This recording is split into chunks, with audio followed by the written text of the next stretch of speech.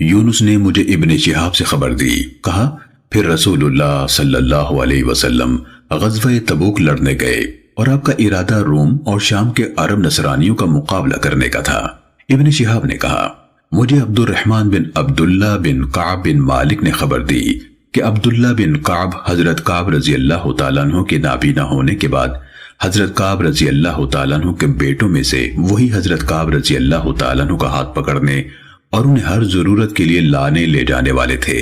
کہا میں نے حضرت کعب بن مالک رضی اللہ تعالیٰ عنہ سے ان کی وہ حدیث سنی تھی جب وہ غزوہ تبوک میں رسول اللہ صلی اللہ علیہ وسلم سے پیچھے رہ گئے تھے۔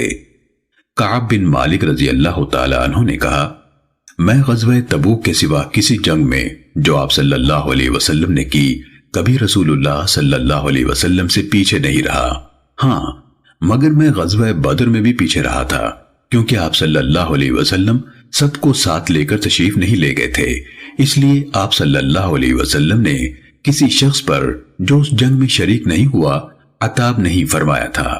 بدر کے موقع پر رسول اللہ صلی اللہ علیہ وسلم اور مسلمان قریش کے تجارتی قافلے کا سامنا کرنے کے ارادے سے نکلے تھے، یہاں تک کہ اللہ نے طے شدہ وقت کے بغیر ان کی اور ان کے دشمنوں کی مٹ بھیڑ کروا دی۔ میں بیعت عقبہ کی رات میں آپ صلی اللہ علیہ وسلم کے ساتھ شامل تھا۔ جب ہم سب نے اسلام قبول کرنے پر رسول اللہ صلی اللہ علیہ وسلم کے ساتھ معاہدہ کیا تھا، مجھے اس اعزاز کے عوض بدر میں شمولیت کا اعزاز بھی زیادہ محبوب نہیں، اگرچہ لوگوں میں بدر کا تذکرہ اس بیعت کی نسبت زیادہ ہوتا ہے۔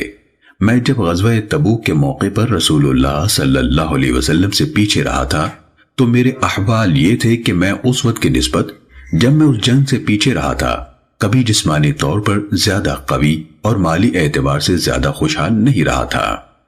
اللہ کی قسم میرے پاس اس سے پہلے کبھی 2 سواریاں اکٹھی نہیں ہوئی تھی، یہاں تک کہ اس غزوے کے موقع پر ہی میں نے 2 سواریاں اکٹھی رکھی ہوئی تھی۔ رسول اللہ صلی اللہ علیہ وسلم نے وہ غزوہ سخت گرمی میں کیا تھا، آپ کو بہت دور کے چٹیل صحرا کا سفر درپیش تھا اور آپ کو بہت زیادہ دشمنوں کا سامنا کرنا تھا۔ آپ صلی اللہ علیہ وسلم نے مسلمانوں کے سامنے اس معاملے کو جو انہیں درپیش تھا اچھی طرح واضح فرما دیا تھا تاکہ وہ اپنی جنگ کی پوری تیاری کر لیں۔ آپ صلی اللہ علیہ وسلم نے انہیں ان کی سمت سے بھی آگاہ فرما دیا تھا جدھر سے آپ جانا چاہتے تھے۔ رسول اللہ صلی اللہ علیہ وسلم کے ہمراہ کثیر تعداد میں مسلمان تھے، کسی محفوظ رکھنے والے کی کتاب میں ان کے نام جمع یعنی اکٹھے لکھے ہوئے نہیں تھے، ان کی مراد رجسٹر سے تھی۔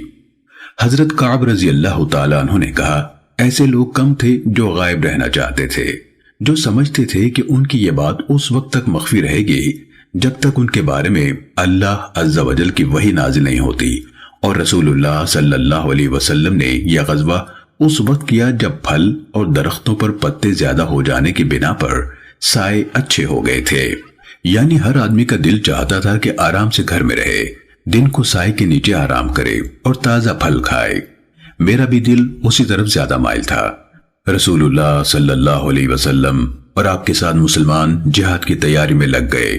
میں صبح کو نکلتا کہ میں بھی ان کے ساتھ تیاری کروں اور واپس آتا تو میں نے کچھ بھی نہ کیا ہوتا۔ میں دل میں کہتا میں چاہوں تو اس کی بھرپور تیاری کر سکتا ہوں۔ یہی کیفیت مجھے مسلسل آگے سے آگے کرتی گئی اور لوگ مسلسل سنجیدہ سے سنجیدہ ہوتے گئے، یہاں تک کہ رسول اللہ صلی اللہ علیہ وسلم صبح سویرے روانہ ہو گئے۔ مسلمان آپ کے ہمراہ تھے اور میں اپنی کوئی بھی تیاری مکمل نہ کر پایا تھا۔ میں پھر صبح کے وقت نکلا اور واپس آیا تو بھی کچھ نہ کر پایا تھا، اور میری یہی کیفیت تسلسل سے آگے چلتی رہی، یہاں تک کہ تیاری میں پیچھے رہ جانے والے مسلمان جلد از جلد جانے لگے اور جنہوں نے جنگ میں حصہ لینا تھا وہ بہت آگے نکل گئے۔ اس پر میں نے ارادہ کیا کہ نکل پڑوں اور لوگوں سے جا ملوں۔ اے کاش میں ایسا کر لیتا، لیکن یہ بھی میرے مقدر میں نہ ہوا، اور میری یہ حالت ہو گئی کہ رسول اللہ صلی اللہ علیہ وسلم کی روانگی کے بعد جب میں لوگوں میں نکلتا تو میں اس بات پر سخت غمگین ہوتا کہ مجھے اپنے لیے اپنے جیسے کسی شخص کی کوئی مثال نہ ملتی، یعنی جس کے نمونے پر میں نے عمل کیا ہو، سوائے کسی ایسے انسان کے جس پر نفاق کی تہمت تھی، یا ضعفاء میں کوئی شخص جسے اللہ کی طرف سے معذور قرار دیا گیا تھا۔ رسول اللہ صلی اللہ علیہ وسلم نے اس وقت تک میرا ذکر نہیں کیا، یہاں تک کہ آپ تبوک پہنچے تو آپ نے جب آپ لوگوں کے ساتھ تبوک میں بیٹھے ہوئے تھے فرمایا کعب بن مالک نے کیا کیا؟ تو بنو سلمہ کے ایک شخص نے کہا اسے اس کی 2 خوبصورت چادروں اور اپنے دونوں پہلوؤں کو دیکھنے کے کام نے روک لیا ہے۔ حضرت معاذ بن جبل رضی اللہ تعالیٰ عنہ نے اس سے کہا تم نے بری بات کہی، اللہ کے رسول اللہ کی قسم ہم ان کے بارے میں اچھائی کے سوا اور کچھ نہیں جانتے۔ رسول اللہ صلی اللہ علیہ وسلم نے سکوت اختیار فرما لیا۔ آپ اسی کیفیت میں تھے کہ آپ نے سفید لباس میں ملبوس ایک شخص کو دیکھا جس کے چلنے کے سبب سے صحرا میں نظر آنے والا سراب ٹوٹتا جا رہا تھا۔ رسول اللہ صلی اللہ علیہ وسلم نے فرمایا تجھے ابو خیثمہ انصاری ہونا چاہیے، تو وہ ابو خیثمہ انصاری رضی اللہ تعالی عنہ ہی تھے، اور یہ وہی ہیں جنہوں نے 1 ساق کھجور کا صدقہ دیا تھا جب منافقوں نے انہیں تانا دیا تھا اور کہا تھا اللہ اس کے 1 ساق کا محتاج نہیں۔ کعب بن مالک رضی اللہ تعالیٰ عنہ نے کہا جب مجھے یہ خبر پہنچی کہ رسول اللہ صلی اللہ علیہ وسلم نے تبوک سے واپسی کا رخ فرما لیا ہے تو مجھے میرے غم اور افسوس نے شدت سے آ لیا۔ میں جھوٹے عذر سوچنے اور دل میں کہنے لگا میں کل کو آپ کی ناراضی سے کیسے نکلوں گا۔ میں اپنے گھر والوں میں سے ہر رائے رکھنے والے فرد سے بھی مدد لینے لگا۔ جب مجھ سے کہا گیا رسول اللہ صلی اللہ علیہ وسلم پہنچنے والے ہیں تو باطل یعنی بہانے تراشنے کا خیال میرے دل سے زائل ہو گیا، یہاں تک کہ میں نے جان لیا کہ میں کسی چیز کے ذریعے سے آپ کی ناراضی سے نہیں بچ سکتا، تو میں نے آپ کے سامنے سچ کہنے کا تہیہ کر لیا۔ رسول اللہ صلی اللہ علیہ وسلم کی تشریف آوری صبح کے وقت ہوئی۔ آپ صلی اللہ علیہ وسلم جب سفر سے آتے تو مسجد سے آغاز فرماتے، اس میں 2 رکعتیں پڑھتے، پھر لوگوں سے ملاقات کے لیے بیٹھ جاتے۔ جب آپ نے ایسا کر لیا تو پیچھے رہ جانے والے آپ کے پاس آنے لگے۔ انہوں نے آ کر عذر پیش کرنا اور آپ کے سامنے قسمیں کھانا شروع کر دیں۔ وہ 80 سے کچھ زائد آدمی تھے۔ چنانچہ رسول اللہ صلی اللہ علیہ وسلم نے ان کے ظاہر کیے گئے عذروں کو قبول فرمایا۔ چنانچہ رسول اللہ صلی اللہ علیہ وسلم نے ان کے ظاہر کیے گئے عذروں کو قبول فرمایا اور ان سے آئندہ اطاعت کی بیعت لی، اللہ سے ان کی مغفرت کی دعا کی اور ان کے باطن کو اللہ کے حوالے کر دیا، یہاں تک کہ میں حاضر ہوا۔ جب میں نے سلام کیا تو آپ صلی اللہ علیہ وسلم اس طرح مسکرائے جیسے آپ کو غصہ دلایا گیا ہو، پھر آپ نے فرمایا آؤ۔ میں چلتا ہوا آیا، یہاں تک کہ آپ کے سامنے آ کر بیٹھ گیا تو آپ نے مجھ سے فرمایا تمہیں کس بات نے پیچھے رکھا؟ کیا تم نے اپنی سواری حاصل کر نہیں لی تھی؟ کہا میں نے عرض کی اللہ کے رسول بے شک اللہ کی قسم اگر میں آپ کے سوا پوری دنیا میں سے کسی بھی اور کے سامنے بیٹھا ہوتا تو میں دیکھ لیتا، یعنی ایسا عذر تراش لیتا کہ میں جلد ہی اس کی ناراضی سے نکل جاتا۔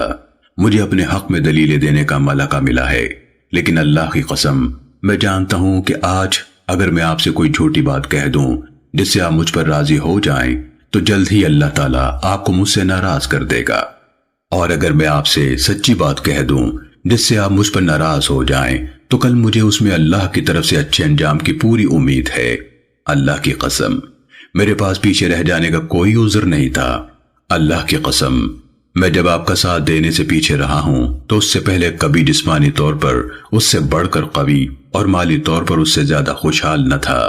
رسول اللہ صلی اللہ علیہ وسلم نے فرمایا یہ شخص ہے جس نے سچ کہا ہے، اب تم اٹھ جاؤ اور انتظار کرو یہاں تک کہ اللہ تمہارے بارے میں فیصلہ فرما دے۔ میں اٹھ گیا۔ بنو سلمہ کے کچھ لوگ بھی جوش میں کھڑے ہو کر میرے پیچھے آئے اور مجھ سے کہنے لگے تمہارے بارے میں ہم نہیں جانتے کہ اس سے پہلے تم نے کوئی گناہ کیا ہے، کیا تم اس سے بھی عاجز رہ گئے کہ رسول اللہ صلی اللہ علیہ وسلم کے سامنے کوئی عذر پیش کر دیتے جس طرح دوسرے پیچھے رہنے والے لوگوں نے عذر پیش کیے ہیں؟ تمہارے گناہ کے معاملے میں تمہارے لیے رسول اللہ صلی اللہ علیہ وسلم کا استغفار فرمانا ہی کافی ہو جاتا۔ حضرت کعب بن مالک رضی اللہ تعالیٰ عنہ نے کہا اللہ کی قسم وہ مسلسل مجھ سے سخت ناراضی کا اظہار اور ملامت کرتے رہے، یہاں تک کہ میں نے یہ ارادہ کیا کہ رسول اللہ صلی اللہ علیہ وسلم کے پاس واپس جاؤں اور خود کو جھٹلا دوں۔ کہا پھر میں نے ان سے کہا کیا میرے ساتھ کسی اور نے بھی اس صورتحال کا سامنا کیا ہے؟ انہوں نے کہا ہاں تمہارے ساتھ 2 اور آدمیوں نے بھی اسی صورتحال کا سامنا کیا ہے، ان سے بھی وہی کہا گیا ہے جو تم سے کہا گیا ہے۔ کہا میں نے پوچھا وہ دونوں کون ہیں؟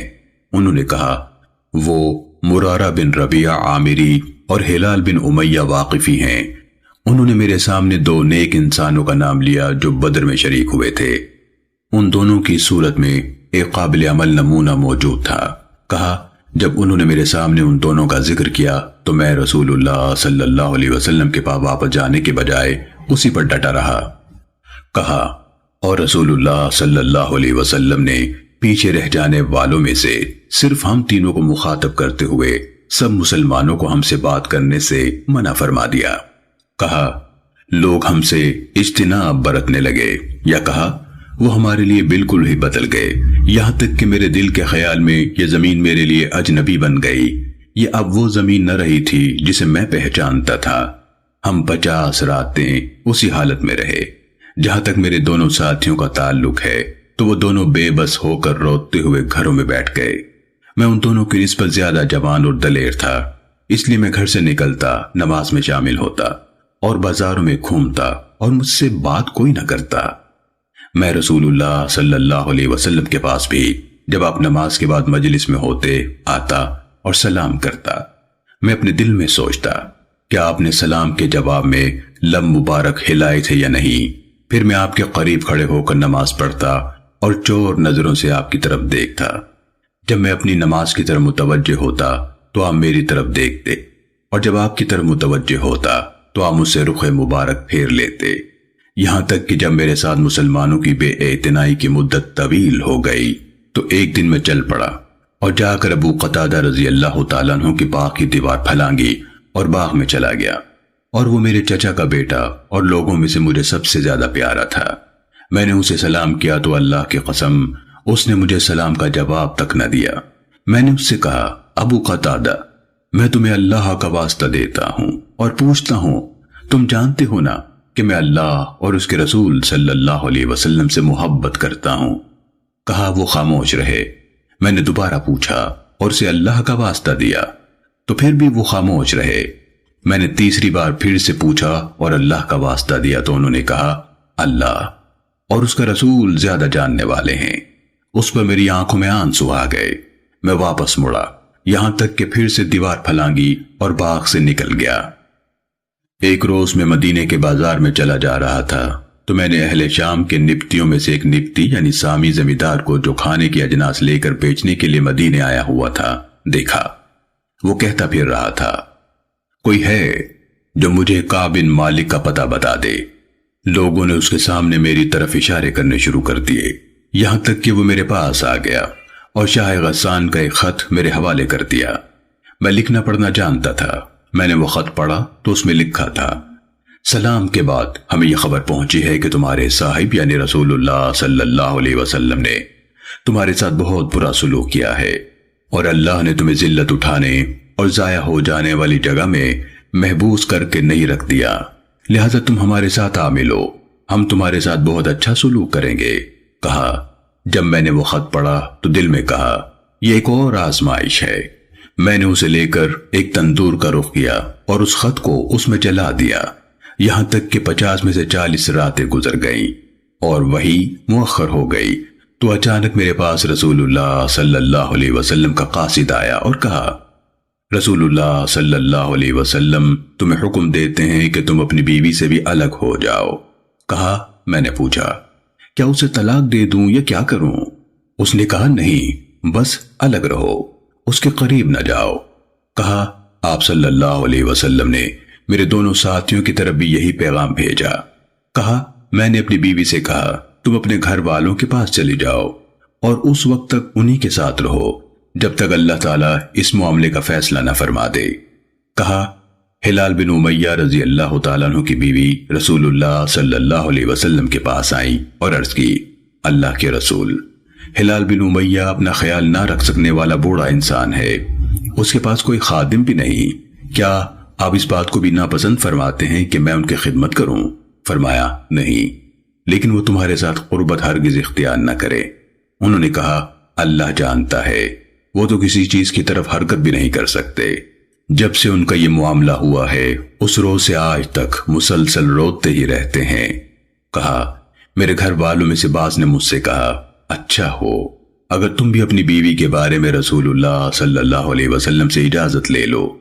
آپ صلی اللہ علیہ وسلم نے ہلال بن امیہ رضی اللہ تعالیٰ عنہ کی بیوی کو اجازت دے دی ہے کہ وہ ان کی خدمت کرتی رہیں۔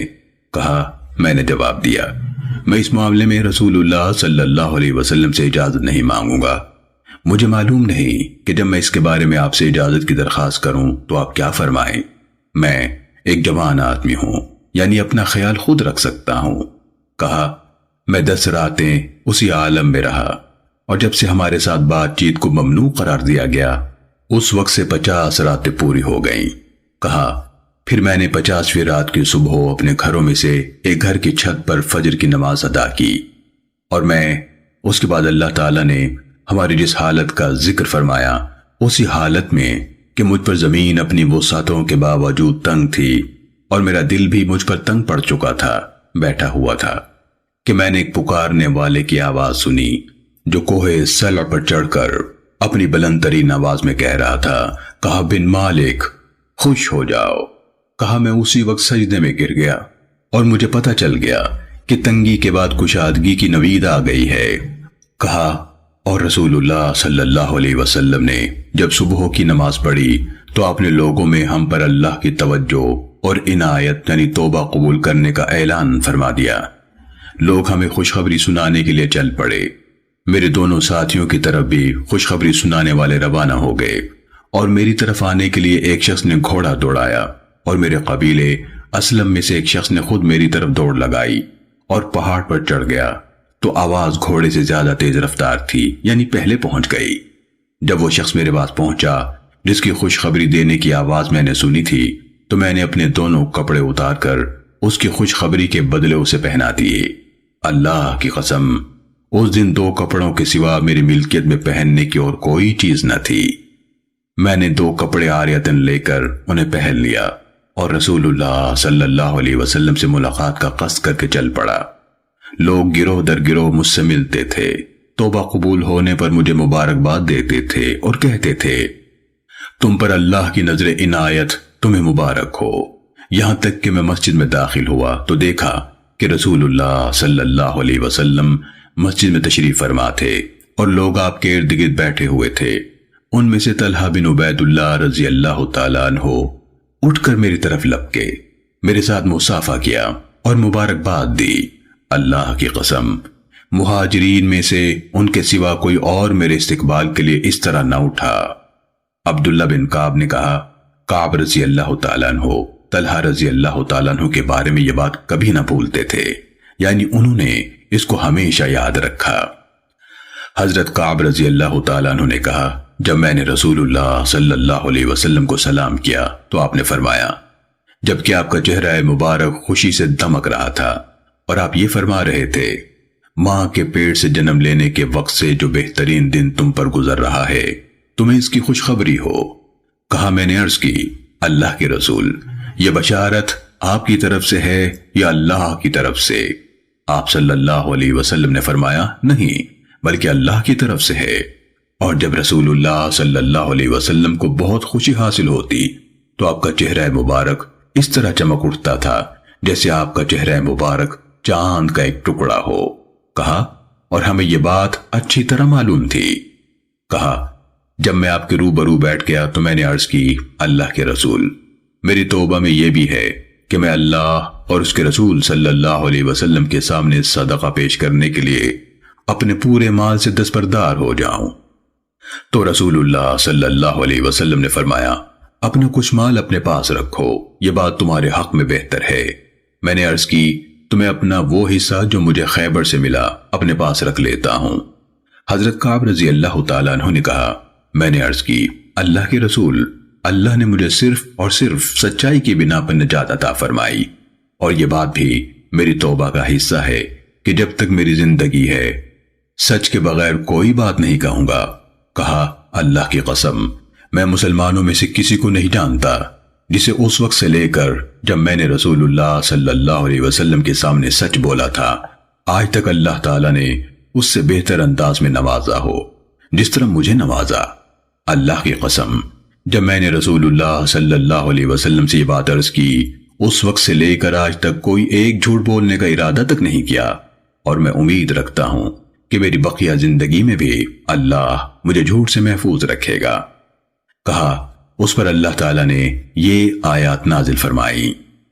اللہ تعالیٰ نے نظر عنایت فرمائی نبی صلی اللہ علیہ وسلم اور مہاجرین اور انصار پر، جنہوں نے تنگی کی گھڑی میں آپ کا اتباع کیا حتیٰ کہ آپ یہاں پہنچ گئے۔ بے شک وہ انتہائی مہربان اور رحم فرمانے والا ہے۔ اور ان 3 افراد پر بھی جو پیچھے کر دیے گئے تھے، یہاں تک کہ زمین اپنی وسعت کے باوجود ان پر تنگ ہو گئی تھی، اور خود ان کے اپنے دل ان پر تنگ پڑ گئے تھے، اور انہیں یقین ہو گیا تھا کہ اللہ سے پناہ ملنے کی اس کے اپنے سوا کہیں اور جگہ نہ تھی۔ پھر اس نے ان کی طرف نظر عنایت کی کہ وہ اس کی طرف متوجہ ہوں۔ یقیناً اللہ ہی ہے بہت نظر عنایت کرنے والا، ہمیشہ رحم کرنے والا۔